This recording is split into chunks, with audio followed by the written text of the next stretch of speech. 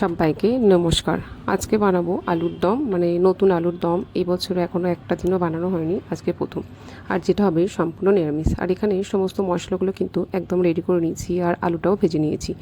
এখন এই যে আলু ভাজার তেলের মধ্যে আরও একটু তেল অ্যাড করেছি, আর তার মধ্যে গোটা গরম মশলা, পাঁচফোড়ন, শুকনো লঙ্কা, তেজপাতা এগুলো ফোড়ন দিয়েছি, আর কালারের জন্য দিয়েছি একটুখানি চিনি। এখন আদা বাটা, জিরে বাটা যেগুলো করে রেখেছিলাম ওগুলো দিয়ে দিলাম। আর এখন যেহেতু নিরামিষ তরকারি, আমার কাছে টক দই নেই, তার জন্য কিন্তু একটু ফ্রেশ ক্রিম ব্যবহার করেছি।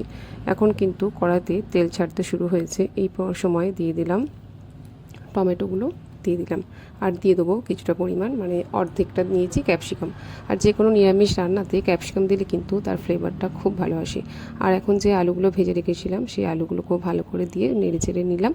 আর এখন দিয়ে দিলাম একটুখানি কাসুরি মেথি। আর কাসুরি মেথিটা আগে থেকে শুকনো খোলায় কিন্তু একটুখানি গরম করে নিয়েছিলাম, আর সেটাও সুন্দরভাবে গড়িয়ে গেছে। তো আর এখন দিয়ে দেবো গরম জল। আর গরম জলটা আগে থেকেই করে রেখেছিলাম। আর যে কোনো রান্নাতে গরম জল দিলে যেটা আমার তাড়াতাড়ি হয়েও যায়, তার স্বাদটাও কিন্তু খুব ভালো আসে। চলো এবার ঢাকা দিয়ে নাড়াচাড়া করে রান্নাটা করে নিই। আর এখন দেখি আলুটা সিদ্ধ হয়েছে নাকি। প্রায় 10 মিনিট পর ফিরে এলাম। আর এখন আলু একটা ভেঙে দেখাই। এই দেখো আলু আমার সিদ্ধ হয়ে গেছে। এবার যে ধনে পাতা রয়েছে ওগুলো ছড়িয়ে দেবো। আর কিছুটা গরম মশলা মানে শিল নোড়াতে বেটে রেখেছি। মানে ভাজার থেকে কিন্তু এরকম সাথে সাথে বেটে দিলে তার কিন্তু ফ্লেভারটা অনেকটা ভালো হয়। আর যেহেতু এখানে ঘি ব্যবহার করছি না, তার জন্য কিন্তু এখানে বাটার ব্যবহার করছি। আর আমার তরকারিটা কিন্তু এখানে একদম রেডি হয়ে গেছে। চলো এবার ঢেলে নিই।